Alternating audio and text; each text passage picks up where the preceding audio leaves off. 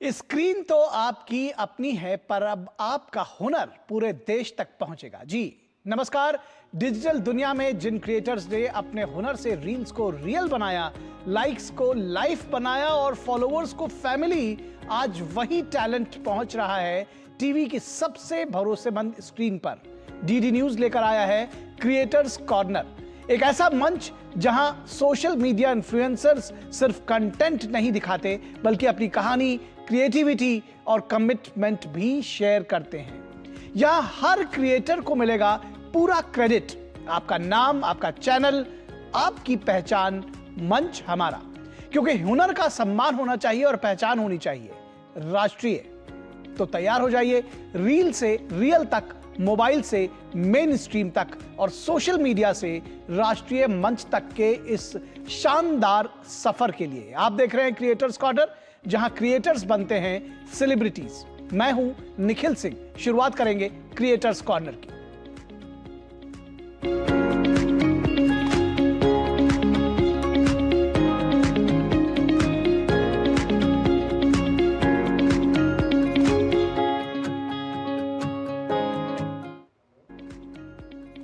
AI यानी artificial intelligence अब सिर्फ चैट जीपीटी जैसे टूल तक सीमित नहीं रह गया है, बल्कि ये एक ऐसी क्रांति बन चुका है जो हमारे जीवन के हर पहलू को बदल रहा है।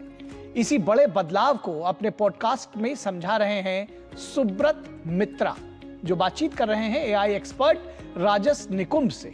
इस चर्चा में वे बता रहे हैं कि कैसे एआई न सिर्फ टेक्नोलॉजी की दुनिया, बल्कि हमारे काम करने के तरीके, फैसले लेने की प्रक्रिया और भविष्य की दिशा को भी पूरी तरह से बदल रहे हैं।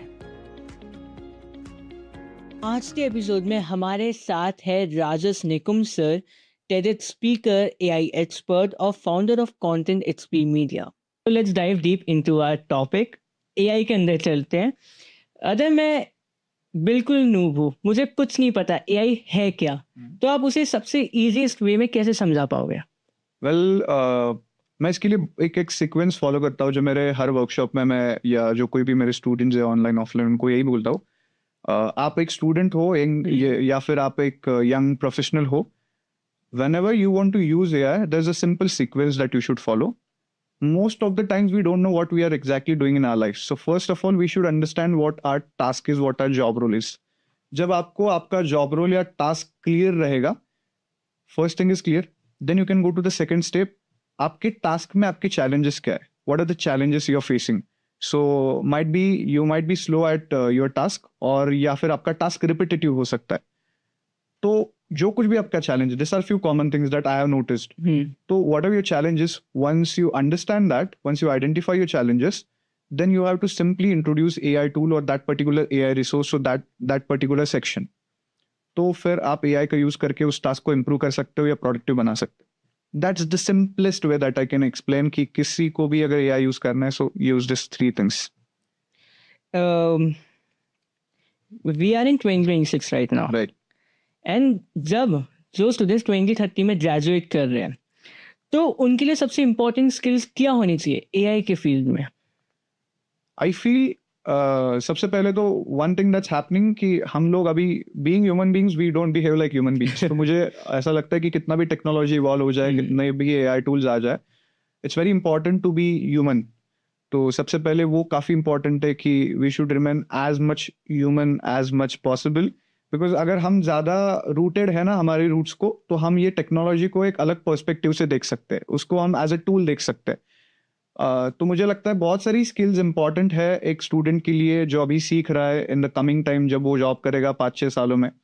तो सबसे इंपॉर्टेंट मुझे लगता है कॉग्निटिव स्किल्स पे काफ़ी काम करना चाहिए। आपकी थिंकिंग जो है एक बहुत बड़ी पावर है, इसको अभी आपको रियलाइज करना चाहिए। बिकॉज अगर आपकी थिंकिंग सही है तो एआई आपके लिए एक बहुत बड़ा बोनस बन जाएगा। बिकॉज मैं मानता हूँ एआई जो है वो थिंकिंग को रिप्लेस तो नहीं कर पाएगा, that can not be done, but AI can reward clarity. आपको अगर क्लियर है आपको क्या चाहिए, तो AI can become a huge bonus for you, because when you know what you want, everything becomes easy. Right. So that's correct. how you can prompt, that's how you can use the right set of AI tools for particular tasks. You said AI is not a threat. AI is not A threat. कोई हाँ problem नहीं हो सकती, but is an opportunity. या I mean ये मैं हमेशा बोलता हूँ बिकॉज हाँ. मुझे लगता है ये लोग सोचते हैं कि एआई थ्रेट है. लोगों की बहुत सारी मिसअंडरस्टैंडिंग्स है एआई के बारे में. सबसे पहली तो मैं बोलता हूँ lot of people, I mean most of them, they feel that AI is just chat GPT. हाँ राइट, मुझे भी वही पता है, सिर्फ चैट जीपीटी सुना है. So which is a wrong thing.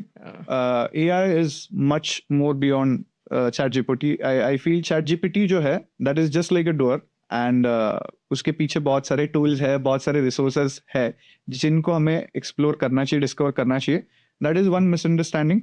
There are few more. कुछ लोगों को लगता है AI को use करना माने cheating है. While some of them they feel that AI is actually a magic. है ना, काफी सारे लोगों को लगता है. While some of the believe AI सिर्फ कोडर्स के लिए ही बना है, या फिर I am not that smart enough कि मैं AI को यूज कर पाऊँ, AI काफी टेक्निकल है, एडवांस है, ऐसा लोगों को लगता है. But my message to youth is this all misunderstandings are absolutely dangerous. Why I am saying that? Because ये मिसअंडरस्टैंडिंग्स यंग माइंड्स को, यूथ को AI जैसे बड़े पावर से दूर रख रही है. So please stay away from all this misunderstandings. This is just like a bubble. Feel AI like a tool. Practically it is a tool. And it's not magic again. It's logically a tool. And if you're clear about what you want, you can properly use it in day-to-day lives, in your personal, in your professional life, and get better at your task. That simple it is.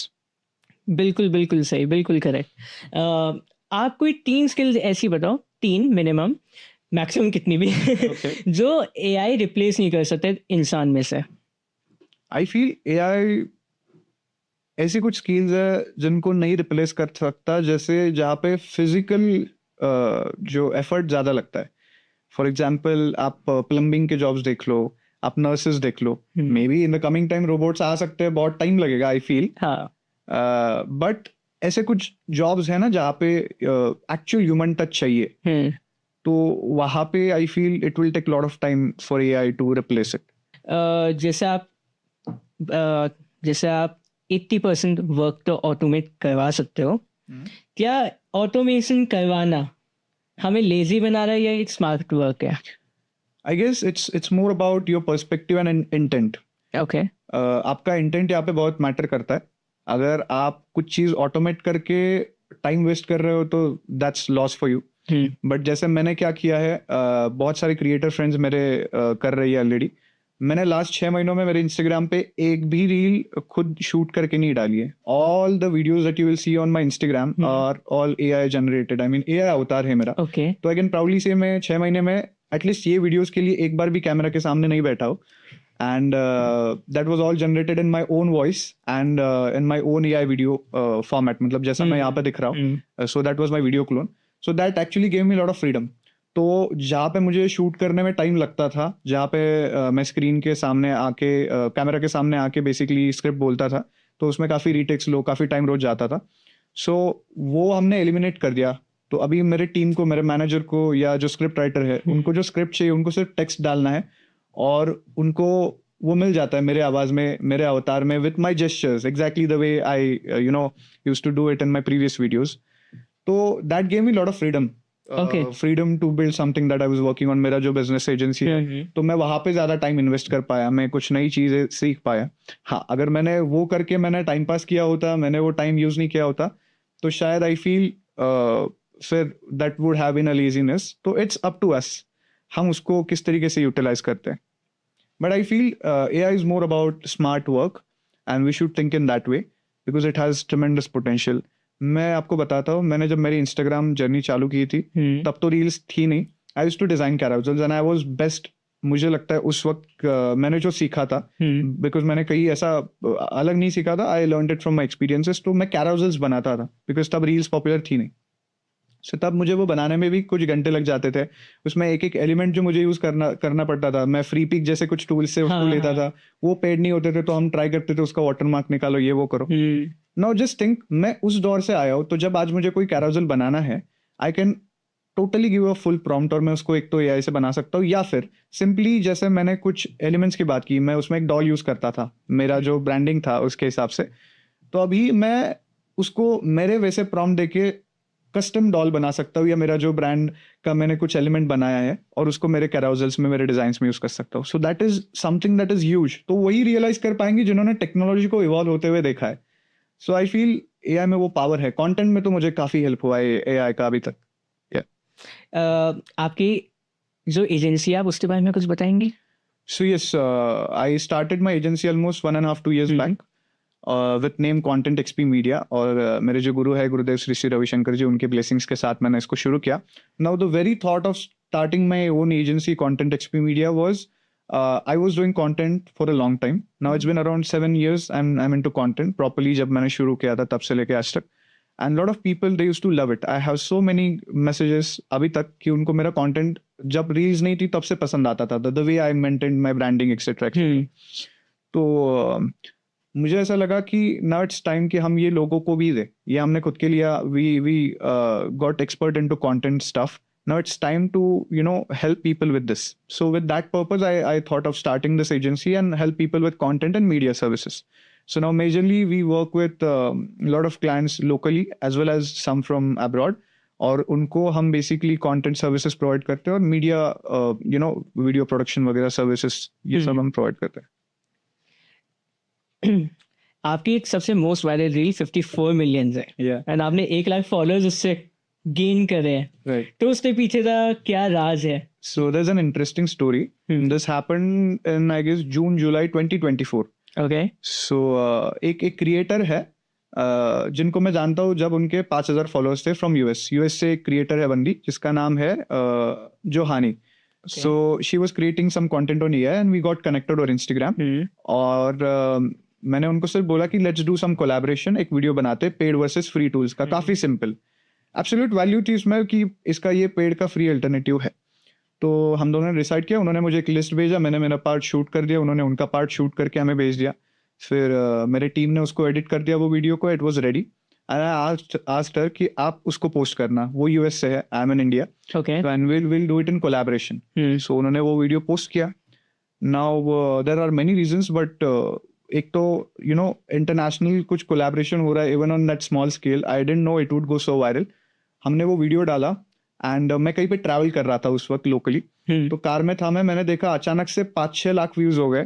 ऐसा जल्दी होता नहीं, with in few hours. और उसने post कर दिया था कुछ हमारे सुबह के हिसाब से, I don't know what time it would have been in US. तो वो वीडियो चलता गया, now it has 54 million views जो कोलैबोरेशन में है, एंड उससे मुझे लगभग 20-25 दिन के अंदर 1 लाख फॉलोअर्स आए थे। मतलब अभी जितने मेरे 1.5-2 लाख फॉलोअर्स के आसपास है, उसमें से 1 लाख फॉलोअर्स उसमें से उस पर्टिकुलर रील से आए थे, which was a huge milestone in my overall creator journey. इसमें एक बहुत बढ़िया बात मैं आपको बताना चाहूँगा जो दर्शक है, कि जब मेरा रील 54 मिलियन जाता है, which is almost 5 crore 40 lakhs if I am not wrong, तो 5 करोड़ लोगों तब जब आप पहुंच रहे हो, विजिबल हो रहे हो, तब आप लोगों के पास 1 लाख फॉलोअर्स आ रहे हैं। सो जिन लोगों को कंटेंट बनाना है, जिन लोगों को इजीली वायरल होना है, फॉलोअर्स बढ़ाने हैं, let me tell you guys, आपको अगर फॉलोअर्स बढ़ाने भी है तो आपको उतने लोगों तक पहुंचना पड़ेगा। I feel 1 lakh which is not even 1% of what people we reached actually. So 5 crore में जब रीच आउट हो रहा हो तो मुझे 1 लाख फॉलोअर्स आ रहे हैं। So that is the ratio that I want to explain, कि इस तरीके से आप जब लोगों के पास पहुंचोगे तभी फिर आप कुछ रिजल्ट्स देख पाओगे, and for that you have to provide some value and absolute value. या और यहाँ रुकेंगे एक छोटे से ब्रेक के लिए, कहीं मत जाइएगा, जल्द हाजिर होंगे।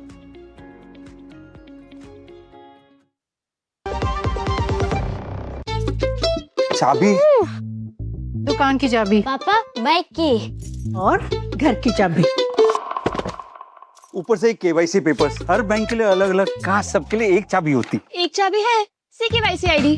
बैंक आपके KYC रिकॉर्ड CKYC रजिस्टर में अपलोड करता है, जिससे आपको मिलेगा एक यूनिक 14 डिजिट CKYC ID। ये सारे बैंक और फाइनेंशियल इंस्टीट्यूशंस में वैलिड है, यानी एक जगह KYC अपडेट तो सब जगह अपडेट। RBI कहता है KYC सुरक्षित बैंकिंग की ओर पहला कदम। जब धरती चीर कर निकलता है लोहे का पत्थर और मिलता है मोंगिया के जोश से, फिर तपता है, पिघलता है और बनता है फौलाद। अब होता है सरिया सारी खूबियों के साथ। मोंगिया स्टील, मजबूत देश का मजबूत सरिया। गोल्डी छोले मसाले, जहाँ जाएं रिश्ते बनाएं। गोल्डी लाए हैं फ्रेश लॉक टेक्नोलॉजी, जो रखे मसालों को हर समय फ्रेश। ब्रेक के बाद क्रिएटर्स कॉर्नर में एक बार फिर आप सभी का स्वागत है। और घुटनों का दर्द आज सिर्फ बुजुर्गों ही नहीं बल्कि हर उम्र के लोगों की रोजमर्रा की जिंदगी को प्रभावित कर रहा है। धीरे धीरे बढ़ने वाला ये दर्द न सिर्फ चलने फिरने में दिक्कत पैदा करता है बल्कि हड्डियों और जोड़ों की कार्यक्षमता को भी कम कर देता है। लेकिन क्या इस समस्या से राहत संभव है? इसी पर रोशनी डाल रही हैं फिजियोथेरेपिस्ट डॉक्टर अनुश्रुति, जो अपने इस खास वीडियो में बता रही हैं कि किस तरह सही एक्सरसाइज, लाइफस्टाइल में बदलाव और सही देखभाल से घुटनों के दर्द से निजात पाई जा सकती है। क्या आपके घुटनों में भी दर्द रहता है? सीढ़ियां उतरते चढ़ते समय घुटनों में से टक टक की आवाज आती है और जब आप लंबे समय तक बैठने के बाद उठने की कोशिश करते हैं तो आपके घुटने जवाब दे देते हैं? तो ये वीडियो आपके लिए है। आज के इस वीडियो में मैं ना सिर्फ आपको घुटनों के दर्द के बारे में बताऊंगी बल्कि घुटनों के दर्द को सही करने के सही तरीकों को भी समझाऊंगी। Hello everyone, I am doctor Anushruti, physiotherapist from New Delhi. ना जाने मैं रोज ही अपने क्लिनिक में ऐसे कितने पेशेंट्स देख लेती हूँ जो नी पेन के रोगी होते हैं। उन्हें नी पेन पता नहीं कितने सालों से, महीनों से होता है, पर उन्हें आज तक सही ट्रीटमेंट ही नहीं मिला।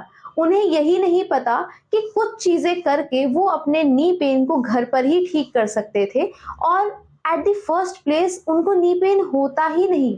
सबसे पहले हम एक बात क्लियर कर लेते हैं, घुटनों का दर्द सिर्फ उम्र की वजह से नहीं होता। Knee pain can happen at any age to anyone. अब घुटनों का दर्द होता क्यों है? घुटनों के दर्द होने के पीछे कई कारण होते हैं, जैसे कि बॉडी वेट बढ़ना, गलत हैबिट अपनाना, गलत लाइफस्टाइल जीना, गलत तरीके से एक्सरसाइज करना। इन सब चीजों की वजह से घुटनों में दर्द आ सकता है।